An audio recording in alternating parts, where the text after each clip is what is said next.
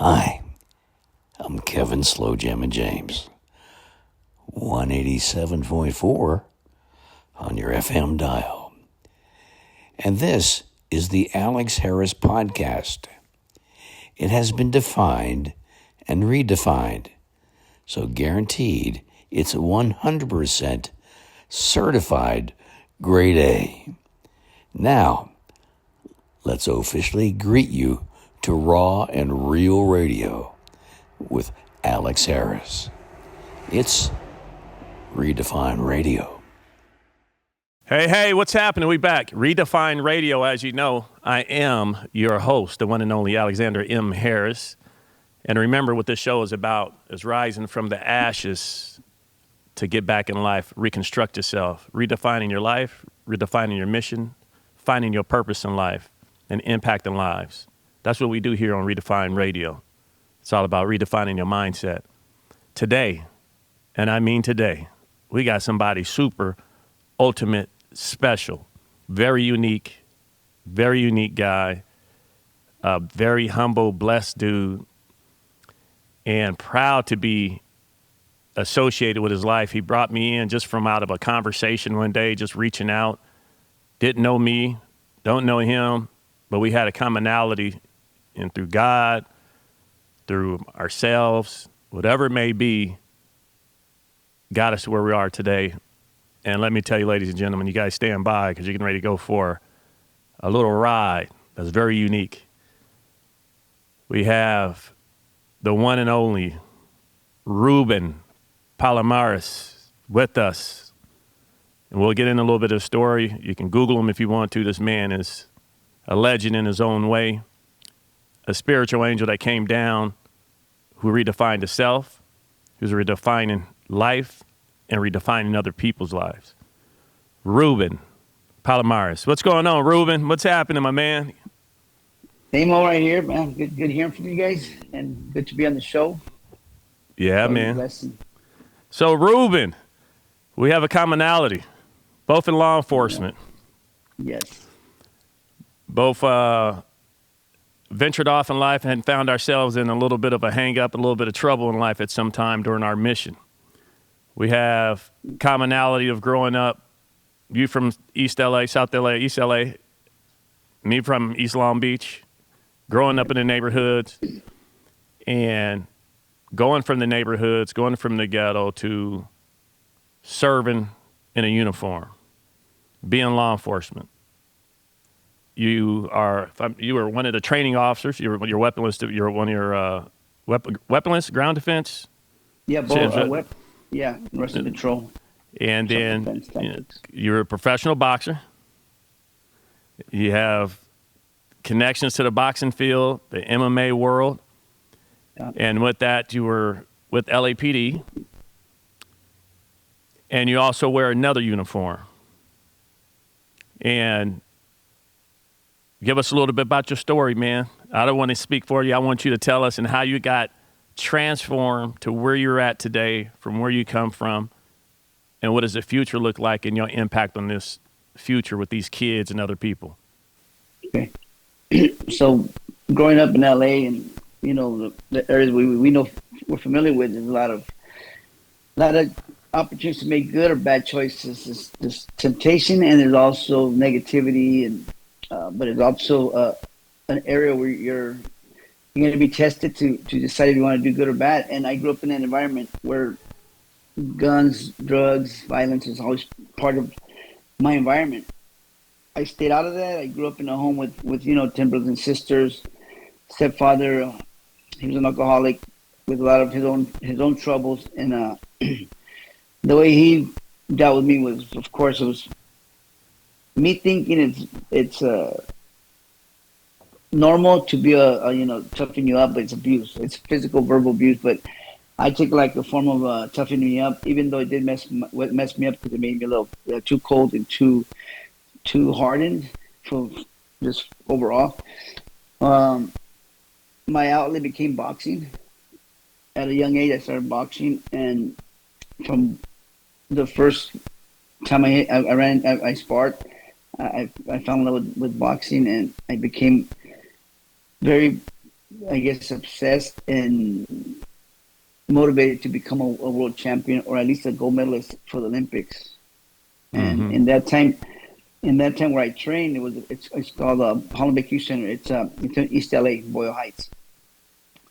One of the guys that just came back from the 1984 Olympics, Paul Gonzalez, and he won the gold medal. And the Olympics were in LA in the 1984. He was my sparring partner / his trainer was my trainer, Al Stanky, Memoriola. Those were my trainers too. And I kind of got inspired by him because I thought if this guy can do it, he was from the inner cities, he was from the projects. Yeah, yeah. And I thought, man, if this guy can do it and he can get the gold medal, I can get the gold medal too for the next coming Olympics. So I fixed myself on training hard, and I stayed away from gangs, trouble, problems. Anything that to do with anything negative around me, I stayed away from it. My focus was fixed on going to the Olympics. So my life during that time was school, train, run, box, compete. I got to the point where I started competing at 15 at the Golden Gloves, at 16 years old, fighting the Golden Gloves, winning big tournaments, and I started sparring with De La Hoya, Shane Mosley. So I started getting my name out there, but I started also building a lot of good boxing experience, which built my confidence and made me believe that I could go to the Olympics and I could win the gold medal. Prior to the trials in '91, I ended up hurting myself, injuries, and that threw me out of the team to go to the box office. '91, before the 92 Olympic box office, I had an injury that kept me from going to the fight. That kind of put the worst monkey wrench in my problem because, that's my goal. That was my dream. I trained so hard. I competed. I sweat. I bled. I went to the top to get there, and then something happens to me right before I'm about to get to that one spot of the Olympic box office. So I knew that I couldn't get to the Olympic anymore because of my injury. So my next step was to become a police officer for LAPD. Oh, so, wow. My trainer was a LAPD. He was a cop, and I liked the way that he used to work with us as kids, and he was our mentor, role model. So me watching him do that with us in the environment like that, I see how people looked up to him and respected him and listened to him. So I thought I could do the same thing. I could mentor. I could be a good mentor for these youngsters out here. I could influence little kids not to get involved in negativity. Because, growing up in that environment, I saw a lot of family members, cousins, uncles die, or friends die to either gangs or drugs. I went to a lot of funerals growing up, and I didn't like it, and I saw too much of that stuff. So I didn't want to be part of it, but I didn't like it, and I wanted to be someone that's going to produce something positive in that environment. So I went to the academy, took the first test, I passed it, and it's a process. It took me about 11 months to get hired. Right. From physical, from medical, psychological exam, and then the background. I passed everything. I got hired. 11 months later, I get hired. I'm in the academy. And the academy, mine was 7 months. I don't know how long was your academy. I did. Well, Long Beach PD was 6 months straight. Yeah. Yeah. They had just improved because remember in '93 I got hired. Yeah. They had just finished the Watts riots. Yeah. The riots. The Rodney King. Yeah. So they were really picking up recruiting, but they were also real sticklers on who they were hiring. They were going to hire more diverse. Because before that, they were claiming there was too many whites and too racist, right? So they needed to hire Hey man, you know how it was. You know how it was though. They weren't lying. They weren't lying. It was reality. There was a lot of white cops during that time in the department when I was growing up. So I saw that too, but I never paid attention to it because I was a kid. Yeah, and the also thing with that, Ruben, is they got a lot of white cops, Caucasian cops, but they not from the neighborhood. And so you got and they don't associate. So you got the culture issue where we just thugs, whatever it may be, but we're less than a badge, and those people cannot even understand or correlate. And then that's where we start having the use of force issues, and that's how we start getting in there. You don't know the culture. You never walked in the shoes of another person, so you don't know the culture that we understand the culture. We're from that area, so. When you're not from that area, it's going to be difficult for you to be relatable and respectful too. You don't respect the culture. So yeah, I understood that. And when I got hired, my first, of course I got hired. I did the 7 months in the academy. and I got sent to South Central Patrol. The first 5 months was South Central, and I got hired in the academy. I got ranked like top recruit, so I got most of all the awards in the academy. So I got to pick where to go. Nice. So I wanted to go to South Central first. So when I'm done with my year of probation, I could go back and work in the area where I grew up, Right. in Boyle Heights area. So that was my plan, right? So Right. I get 5 months on patrol graveyard shift. So basically, I'm working from 10 p.m. to 7 a.m. at that time. Horrible shift. Yeah, and my first radio call was a triple homicide. I don't remember if they were Crips, but they were either Crips or Bloods. They got sprayed with an assault rifle. They were all three of them in their apartment. They were drug dealers, and they got shot and killed. They got pretty much blown away with the assault rifle. So that was my first radio call. Wow. And after 5 months of this, I get a phone call from the undercover narcotics unit, which is the juvenile narcotic. It's like the movie 21 Jump Street. Yeah. So people are familiar with that, and I get a phone call. And they ask me, "Hey, we want to recruit you to the unit, 21 Jump Street. You wanna do it?" I thought about it for a second. That'd be a good experience. And one of my old bosses, who I should work prior investigations for before I was a cop, he was a cop, and he told me that if they were offering me that position, take it. So I listened to him. I took the job, and they get you out of patrol and put you in a like you're undercover now. You don't exist in the department, and they start training you to walk the walk, talk the talk, and act like a little thug that you're gonna buy dope. You're a dope dealer or dope buyer, basically.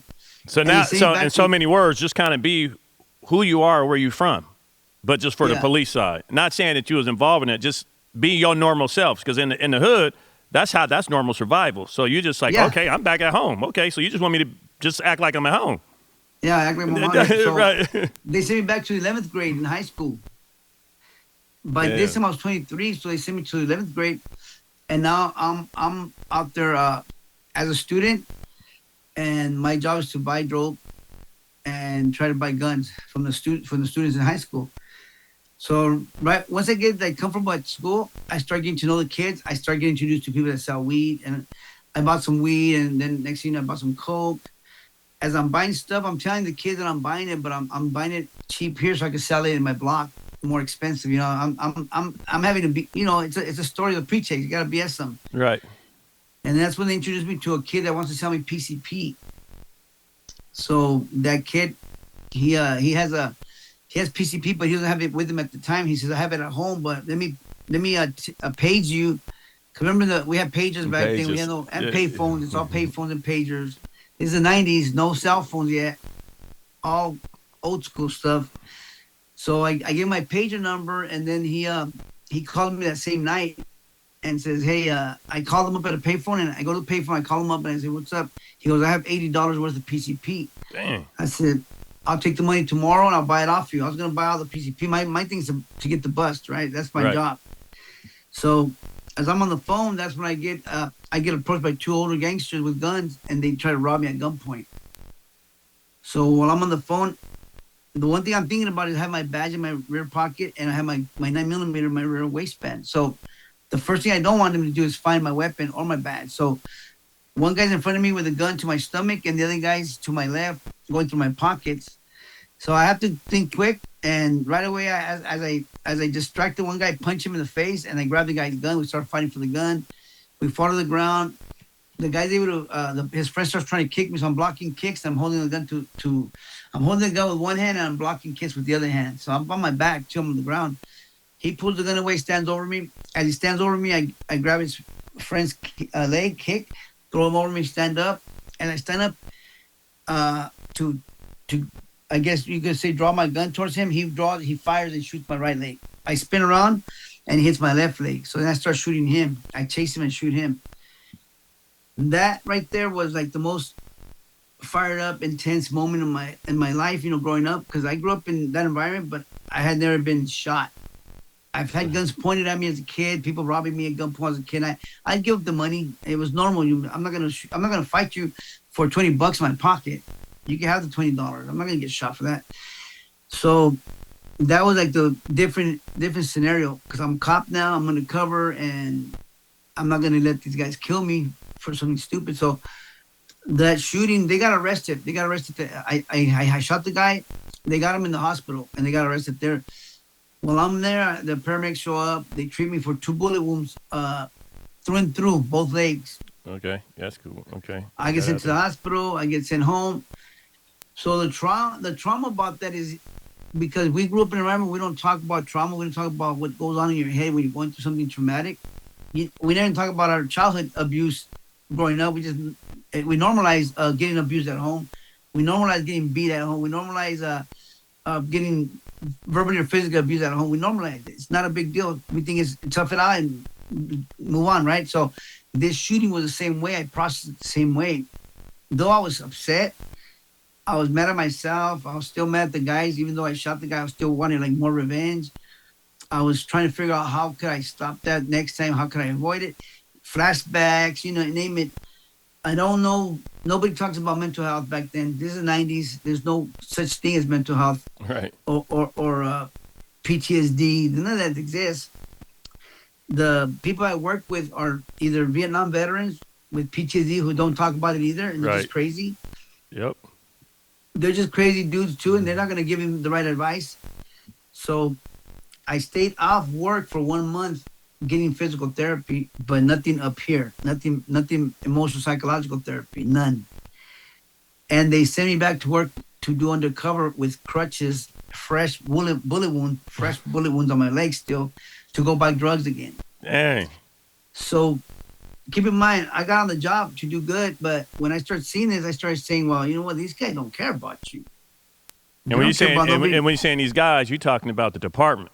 My lieutenant, yeah, and my sergeant, because they're D2s. It's the sergeant position of undercover narcotics, but they're like sergeants to my supervisors. Yeah, up to my lieutenant. So I'm thinking these guys don't care about me. All they care about is arrest and numbers. So I already started resenting the department. Right on that spot, I started saying, F these people, man. So the department awards me a medal, like they call it the police medal, but it's like a medal of valor for my shooting. But they don't do nothing about like, hey, do you need any type of counseling, therapy? Because I'm a rookie. I don't have no idea what I'm supposed to do next. I'm just back at work. And now I have PTSD without knowing what I have, because now I have a lot of hypervigilance, because I'm carrying my gun undercover in high schools, and our unit, we're not supposed to carry a gun while undercover in high schools, but I didn't care no more. At that point, I already said, I don't care. I'm going to carry my gun because I'm not going to get killed, especially because you guys don't care about me. So I started carrying my gun while I'm working undercover in the high schools. And I'm making a bunch of arrests, a bunch of buys. And after like 2 more months in this unit, because I did like 4 or 5 months in this unit, I decided to go back to patrol, because I realized that I didn't really like it no more. I really thought these guys don't care about you. They care more about the arrest for them, because they get the credit, and they're looking out for you. So I said, forget you guys. So I left. I told them, send me to patrol. So they sent me to Rampart Division. Rampart Division, in a nutshell, it's like 7 miles square radius, but it's infested with nothing but gangs and drugs in every corner. And the gangs are big known gangs like 18th Street, MS-13, Playboys, big gangs who are at war continually. And in the 90s, there was an all-out war against each other. They were killing each other daily. So I show up to this division, and I go straight to patrol. And my boss, my supervisor, actually my training officer, because I still have like maybe like 9 months on, so I have like 2 to 3 months to go to finish probation, because they give you a year probation. Right. Yeah. You got to do that to get certified in the state.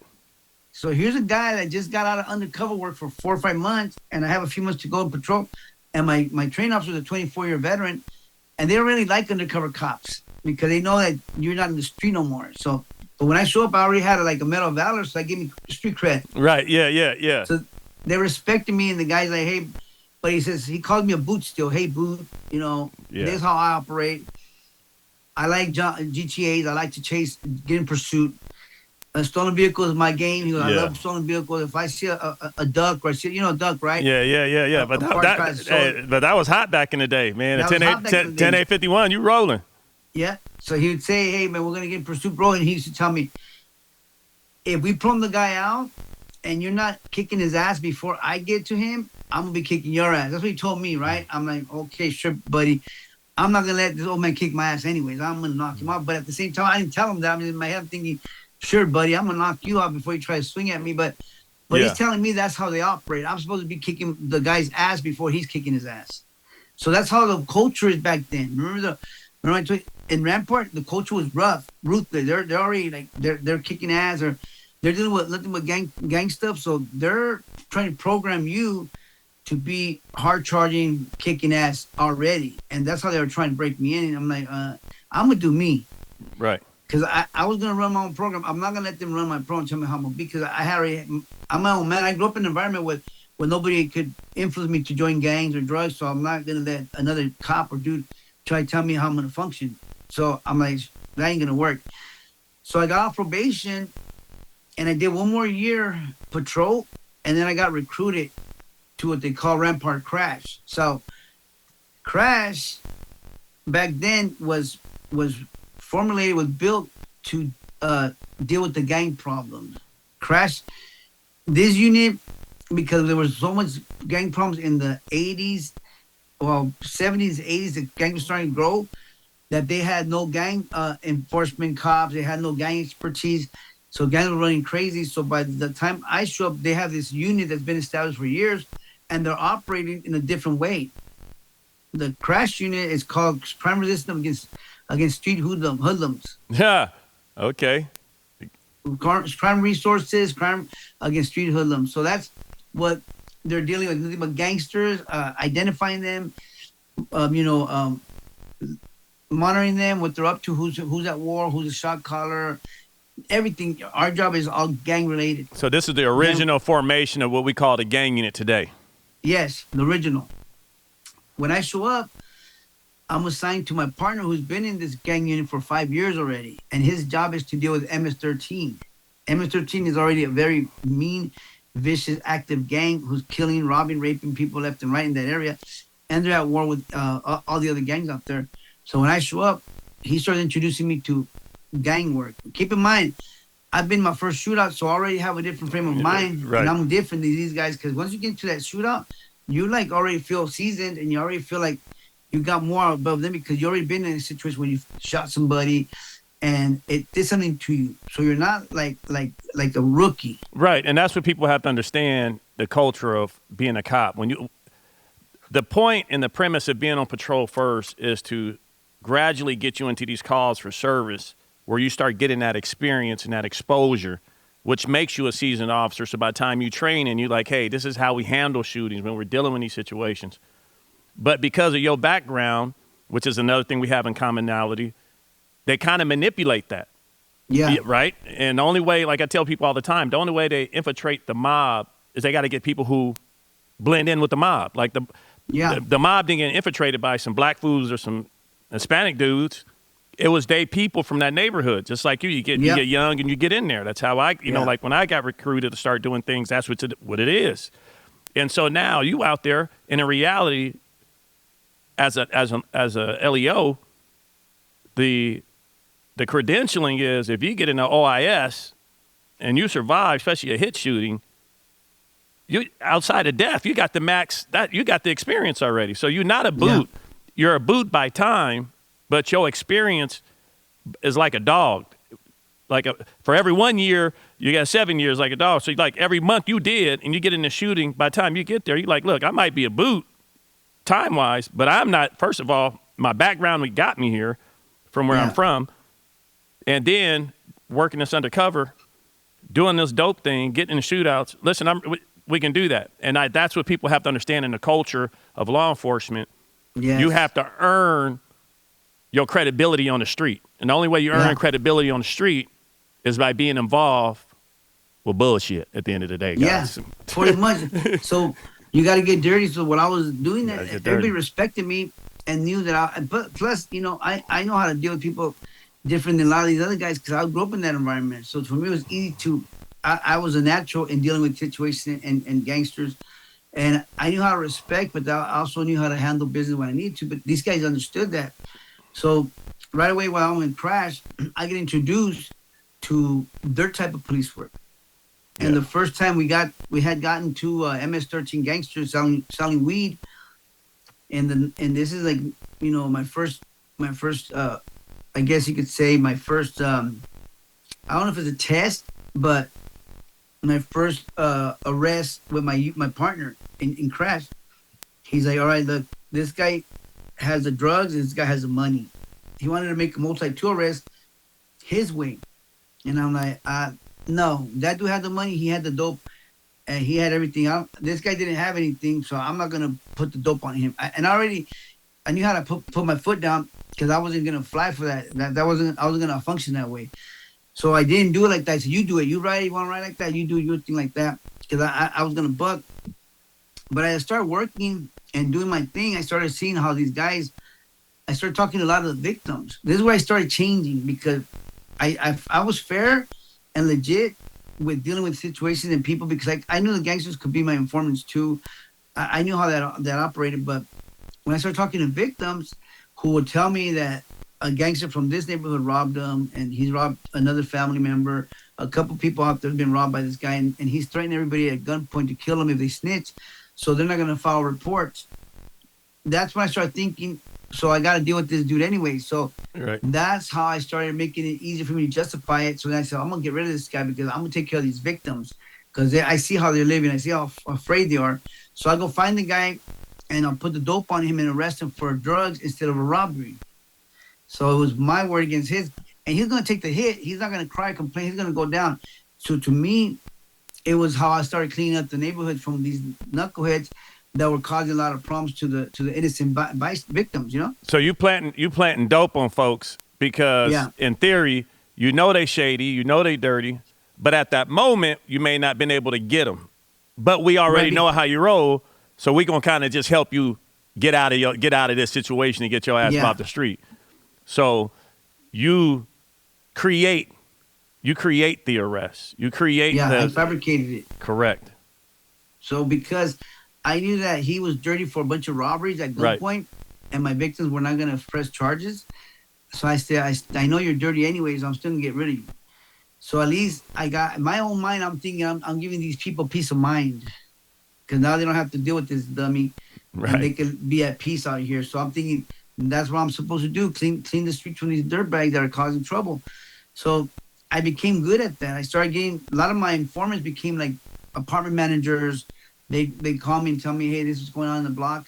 So right away I knew who my suspects were, and I'll go grab them, nab them, put the dope on them, and they're gone. Right. Sometimes my informants were gangsters who didn't want to do a drive-by shooting, and they'll call and say, hey, we're about to do a drive-by on these guys, and we're going to be in these cars. We're going to go down these streets, so pull us over. And right before they take it out, we'll deploy a couple units from Crash and pull the cars over with 2 cars loaded with gangsters with guns, arrest all of them and get our informant, and we take care of our informant, but we stopped the drive-by. The informant didn't want to, he was a gangster, but he didn't want to do the drive-by because he wanted to operate in the street and stay out there doing his thing, moving drugs and protecting the drug dealers, making money and working for us. So he's not dumb. He was like, I ain't trying to get arrested for those stupid-ass drive-by. Right. So yeah, it was stuff like that would happen, and I mean, we're responding to different radio calls because in Crash, you're dealing with all the gang problems, all the drive-bys, all the killings, all the murder that you're seeing every day. It was our job to go after the killers. Sometimes I get a phone call from my informant and say, hey, my boyfriend just killed a guy from MS-13, and he's from MS-13 too. And we're at war now with MS-13 from different cliques. So I'm like, oh, dang, that's my informant whose boyfriend did it. Yeah. So I'm gonna go book the dude.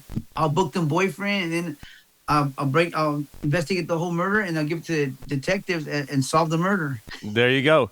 So, Ruben, when in retrospect, so you've been doing this, you get involved, you're getting deep into it, and you cleaning up the streets your way, which people who aren't law enforcement don't understand. That's where the whole unquote dirty cop come from. But sometimes it's not really because you're a dirty person. You just know you got a dirty person you're dealing with.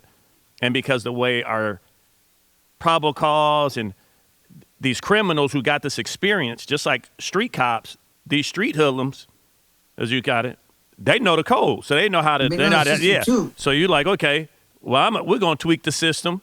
back at your ass. We're going to beat you with the system too. Right. So now you get in this. What ends up happening with you as you start moving along in life to get to your next transformation in life? So in the same process, I'm still working crash. I get invited to work another specialized unit where we're back to the street, narcotics undercover, like the movie Training Day. Yeah. We start hitting the streets. They recruit me for 6 months with my partner. They say, hey, we want to recruit you because we want you to work this area, this unit.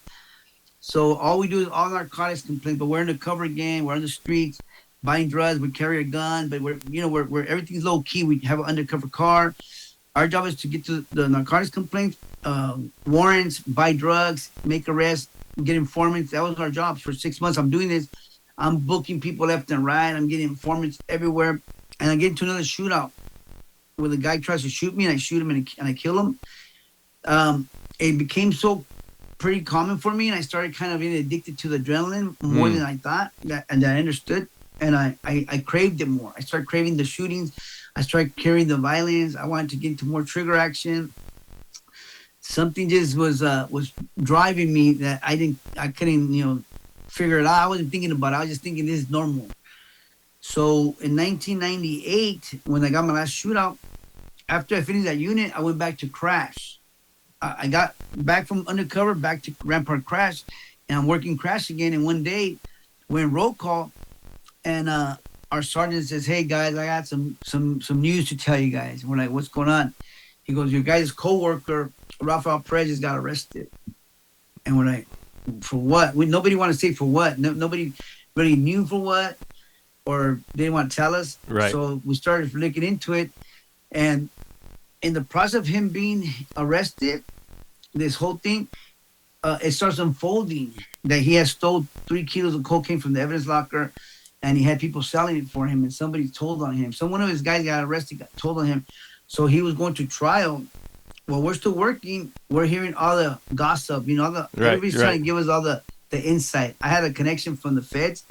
Would tell my buddy, he'll tell me everything that's going on with Perez. Well, he got a hung jury the first time. Second time around, where things going to go back to trial, he starts spilling the soup. He starts telling on all the crash unit. He starts telling on us, saying, "Hey, this is how crash operates. This is what we're doing. We're playing everyone gangster. We're putting guns on them and all kinds of stuff." So he throws everybody under the bus. And at this time, I'm still like pissed off now because I'm thinking, well, you guys trained us and told us to do this, and now Perez is gonna be your informant, and he's gonna take us down. Well, you guys taught us this. You guys told us we're fine. So they threw us under the bus, and when I start seeing my partners getting sent home with administrative duty, relief of duty, with pay, no pay. These are guys that I worked with, 22 officers that are trained to go after the gang problems and clean the streets from area was vicious. So I'm thinking, you're going to do it to my partner. So I really took it personal.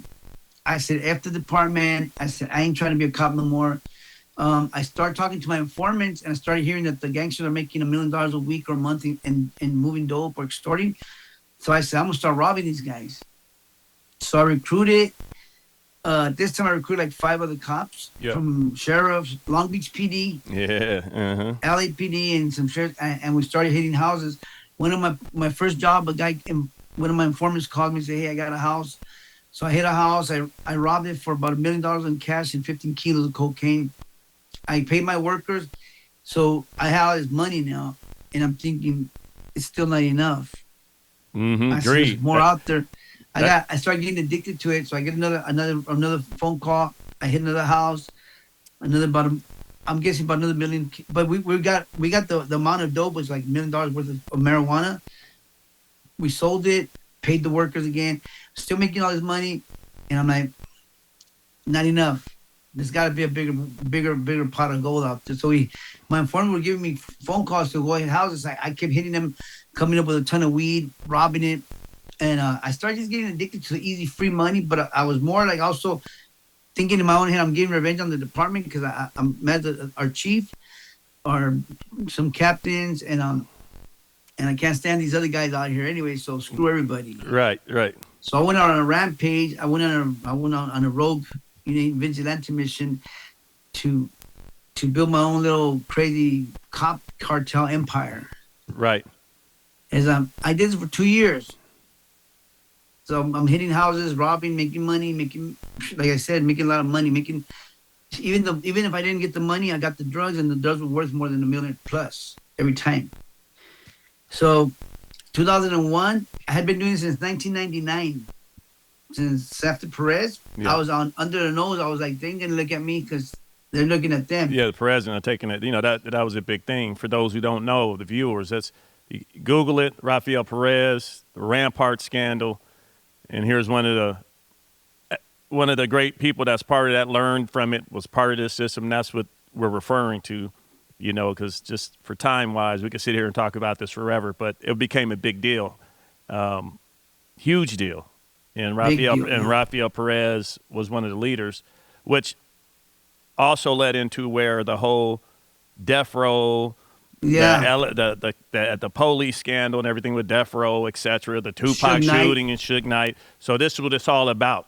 And Rafael was a big player in that. And there was some shootings with some LAPD officers, an undercover that shot and killed another officer. And so now you're doing your thing, Ruben. Right. And you're doing your thing. You're making money.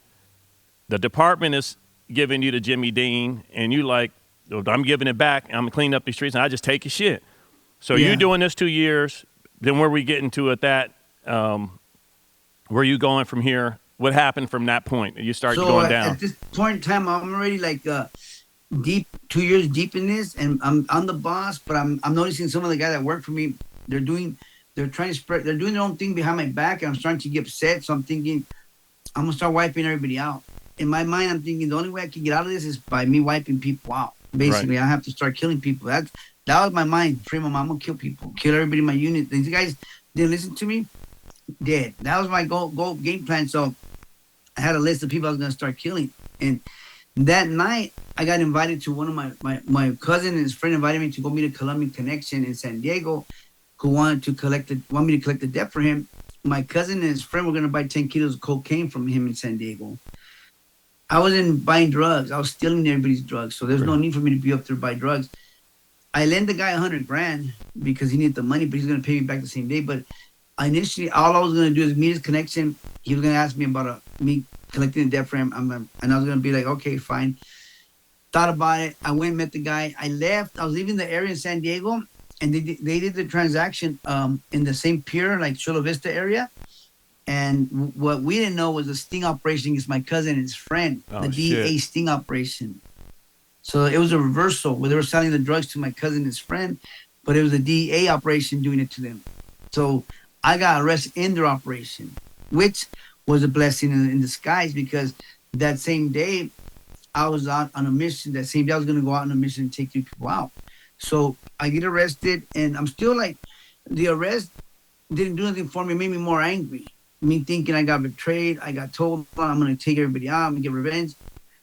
So I get sent to the SHU, which is a special housing unit, solitary confinement.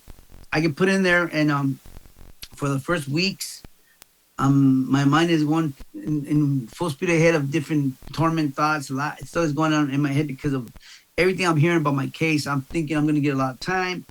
I'm thinking I'm going to probably get 30 years, 20 years. I don't even know how much time I'm going to get, but I know I'm going to get some time.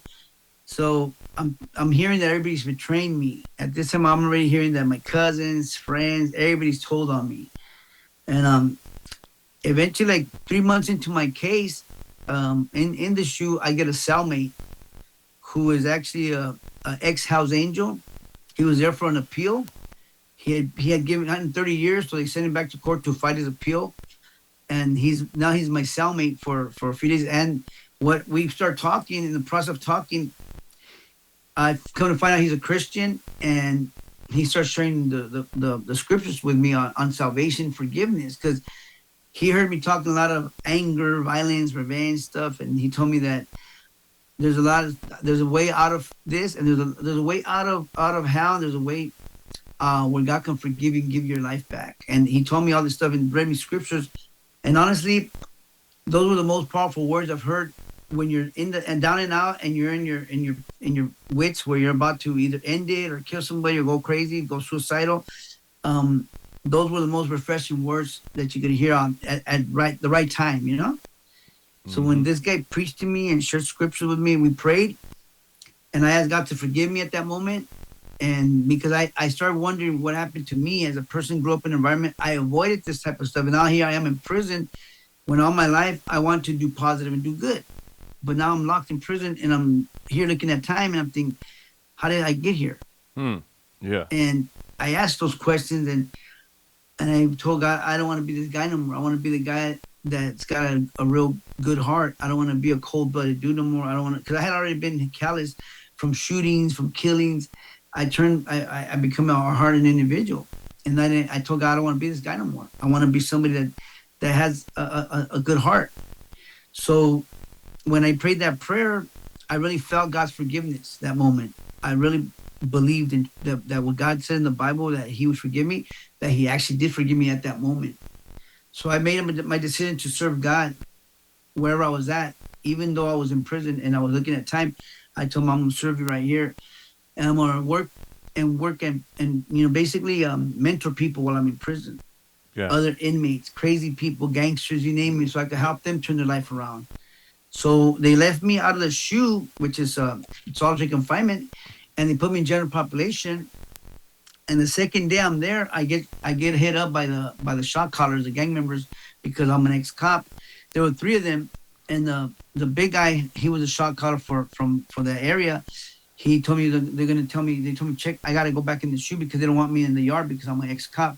So right away, I got on the defensive. I said, well, I'm going to the SHU, but I'm going to take you guys with me. All of us are going to the SHU. We're going to have to go in that cell and fight it out. I had already got into my flesh, my flesh was like this. Hell no, you guys ain't taking me by myself. I'm taking you guys with me. So when I did say that, I kind of made the guy think twice. He's like, wait a minute, hold on a second. He kind of tried to come up with a different plan because he knew I wasn't kidding. And I was like, I'm right here, let's go. And his boss was my friend from the streets. So I told him, you know Chief from Florencia? He goes, yeah, that's my boy. I go call him up and ask him about me. I used to train Chief in boxing when he was in the rehab program. That's how I knew him when I was working in the youth center and training fighters and I was training myself. I would train a lot of the guys from the halfway house in my boxing program as a kid. So Chief became my friend. I mentored him, and he was an old-timer gangster from Florencia, OG, and I was training him to help him stay out of drugs. Dope. But that's turned around and saved your life, helped you out. Yeah, so that guy, they left me alone. So I get to be in that yard for 2 years. And I started doing Bible study. I started taking a lot of corresponding courses where I started learning more about God and more about myself too. Like my anger issues. Nothing yet on PTSD, just like how to deal with my anger. Because I still had a lot of desire for violence and anger. I'm still there. I'm still in prison. I still got to back myself up. I still got to, watch my back and protect myself. So there was times where I'll snap on somebody in there and I end up choking somebody out because he pissed me off. And I'll apologize later, but I didn't care. I was like, well, don't be my business. I don't like people in my business. I know I'm a Christian. Yeah, I read the Bible. Yeah, I do Bible studies. But leave me alone. Don't be my business. Yeah, ain't no busters. Ain't no busters over here. Don't get it confused. Yeah. I get it. And I'll put them dudes down, and then later on, I'll be like, okay, I'm gonna tell God to help me because I don't know what was wrong with me. I still got a lot of anger issues. So I got sentenced on my first indictment. I got 15 years on my first indictment. And then they moved me to the county jail in San Bernardino where I was stuck in the single cell, which is also the special housing, which is a solitary confinement for 5 years. I was stuck there 5 years. Damn. So being stuck in there, I had to exercise my faith a lot because you're in a single cell, 23-hour lockdowns. You're not going anywhere. You're stuck. Sometimes 24-hour lockdowns, 7 days a week. I started asking God to help me overcome these demons and issues and anger that I was dealing with. So I got to a point where I got super desperate where I had to call professional help. This is the first time I ever sought professional help. And I looked at some Christian psychologists. They came to see me and they started working with me. They started doing course sessions with me. Yeah. When we started going to the root of my childhood trauma, inner child stuff, I started being really, first I started healing. I started feeling the healing. I started forgiving people in my life. But then I started getting more equipped to help other people in prison. So 5 years later, after being in there for so many years, going through a lot of stuff and overcoming and growing, I get sentenced on my second indictment. So they give me total of 18 years, total. I get sentenced in 2008, and I get shipped to Arizona. That's my first time I really hit the big yard. So I'm here in Arizona, and to my surprise, pretty much everybody knew who I was. So it was no surprise. I wasn't and I wasn't gonna hide it either. I was gonna be straight up. Yeah, this is who I am. We got something to talk about, or because I'm not gonna watch my back.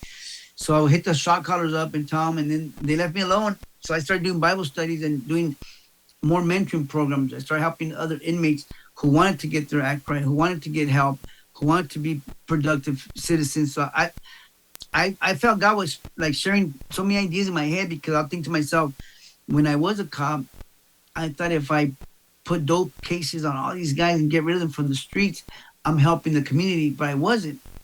Yeah, they were going to come back out and be the same. So while I was in there, I was already learning about God and seeing God move in my life. I said, if I teach these guys and preach to these guys and help these guys get their act right, they're going to be productive citizens too. And that's why I had that was my mission while I was in there, to preach and teach, help people, mentor people. And I started going to school, correspondence, of course, on mental health, Christian counseling. I started taking all these courses from different colleges so I could get equipped and start helping people while I was in there. And then I got moved to California. And then from California, I went back to Texas, Fort Worth, Texas. I was in Fort Worth, Texas for 2 years. And then I went to Colorado. And then I was in Colorado, I can't remember the name of the state, but it's Oklahoma, when it's the tornado watch towns. And then they let me home from Colorado. I got sent home on the bus, Greyhound. I got released after my 16 years. I did 16 years out of 18. So 80, because you was with the feds, right? Yeah, with the feds, they give you 85%. So when I did my time, I knew I was going to come home to do something productive and positive, because I was trained and equipped in counseling people with trauma, with mental health addictions. So I started working with people. When I came home, I started trying to reach out to other police departments to try to help the departments work on their mental health programs, because they don't have anything good. I got recruited by this ministry that's a Fellowship for Christian Peace Officers, and I became a chaplain for them too in the process of time. So I'm able to help police officers. I go do speaking events where 300, 500 cops, and I share my story, but I share it with a lot of rawness, because I want them to understand that I relate to you. I know what's up. I know what you guys are going through. I know what you guys are living. Right. And I know you can't fake it. Right. Then that's how we got our relationship, because of what I went through, spending, people who may or may not know, when I end up being on that felony yard, when I got myself arrested. And just like you, because of our background, we are considered dangerous people per se, because we're our training, our background. Our training. And when I got put on the violent offenders yard, it was a wake up. And I was on that lockdown. I was on general population. I was able to kind of blend in for a little bit, because what people don't know, which is unique, is guys like us who come from the neighborhood and we get into these careers, it's really not hard for us to blend in with the rest of the crew, because it's natural. So, I remember when I first got locked up, I had nothing, and I had to call home. The first homeboy that looked out for me, he was a gangster disciple. And he looked out for me. He was like, "Hey, Long Beach, I got you, this and that." He had no clue who the hell I was, right? Right. But looked out for me. Gave my commissary, got my stamps, hooked me up so I can communicate with the outside, because I didn't have shit. I'm in a different state. Yeah. And so, we're going through this, and I was like, man. And when you talked about being a shoe with the special housing, I was good on the yard for about 3 days, and then they found out who I was. Then they put me on suicide watch 4 days, butt naked, with just a little heavy vest. Yeah. And then I went up to the shoe where I'm in the higher offenders yard after that, and 24-hour lockdown. And sometimes we might, out of 7 days, be able to take a shower 3 days. And like every other day we might get an hour rec, but like 6 or 7 of us, because it's, we up there with the real people. And that's what people don't understand. It's different levels to the game. Yeah. And all that shit was a rude awakening for me. And you're like, how the hell do you get to this position? And one thing I know for sure is that's when God set me down and had a talk. My alcoholism was out of control. I was a shitty ass dad, a bad husband. I mean, it's like, man, I had no business at the age of 18 doing what I was doing, I got married. Like, you don't know that. You're just trying to do what you think you know. And that's what a lot of people understand. You don't know what you don't know. You're just doing what you do where you're from. And police work was so simple, just like it was for you. Because we didn't need to be trained. It was just like, there ain't no training me. This is normal life to me. So we'll just deal with it. Easy. And then you're right. When the department comes after you, and that's another thing we got in common. When the department came after me, and at this time I'm with the feds. I'm working for the feds. And I'm like, man, y'all doing some shitty work out here. People don't know. Yes, that's why this culture, what we see going on now today with the conflict with law enforcement and these shootings with ICE, people don't understand it's a lot going on with cops. And you're right. And mental health is one of them. Like that's how when I got out, I went into rehab, 8 months as an inpatient, and I became a peer support specialist. And that's what it was all about, redefining mindset. That's why I have Redefined Mindset as my brand and Redefined Radio.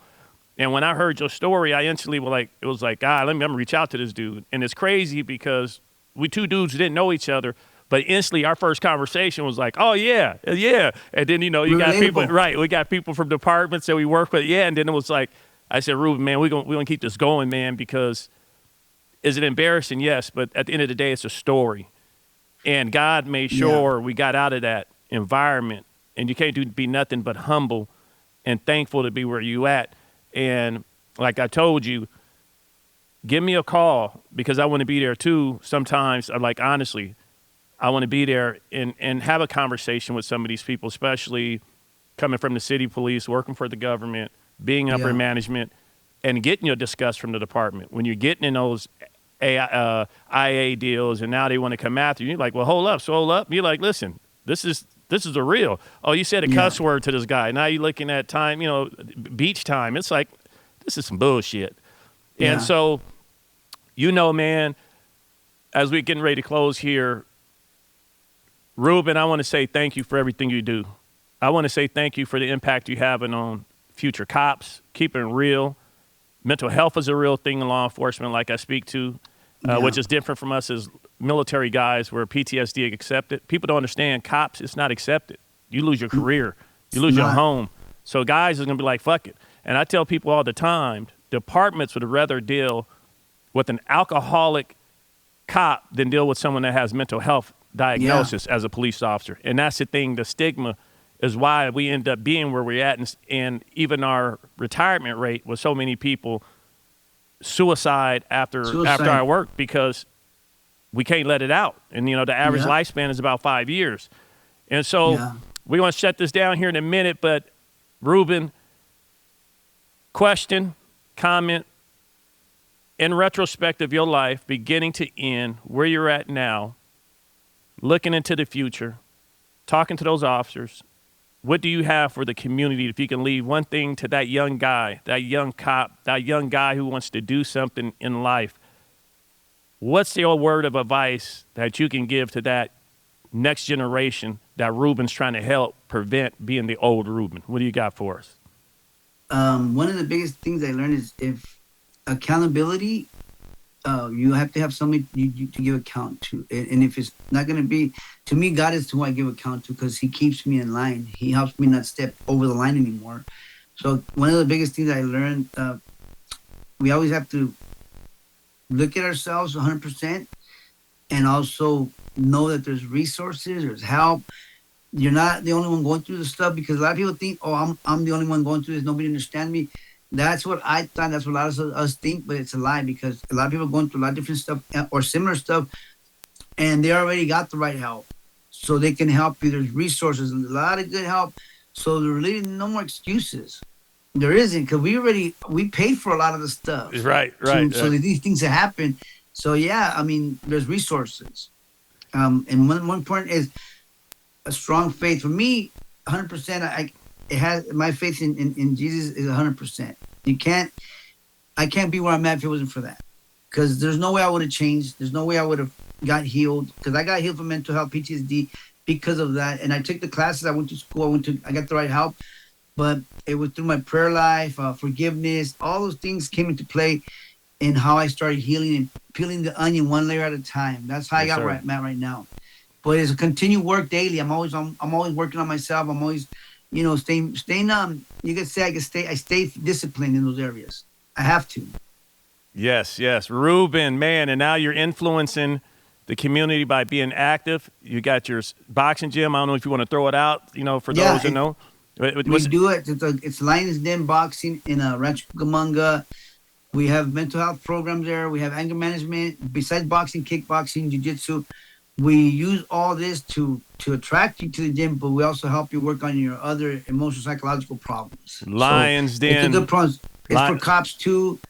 First-time offender. We're working with kids, at-risk kids. Everything that to give to that community, to work with kids, to help them not go to that side. Yeah, Lions Den Boxing Gym in Rancho Cucamonga. Ladies and gentlemen, the one and only Ruben Palomares, the real deal. Training Day is a movie. He's not. He's the real deal, real show. A blessing to this community, good, bad, or indifferent, we all go through. But this man's negatives have been redefined. That's what this radio station is all about. Yeah. And now he's redefining and impacting lives to a positive from the negative he went through and being transparent about it. Ruben, thank you. You are a blessing, my good man. Truly, let's keep in touch still. Let's maintain what we're doing. And we're going to get out there and preach to everyone else that we do. And everyone out there, get some help. It's okay no matter what it is. You can always redefine yourself. I'm Alex Harris, your host. Talk to you later.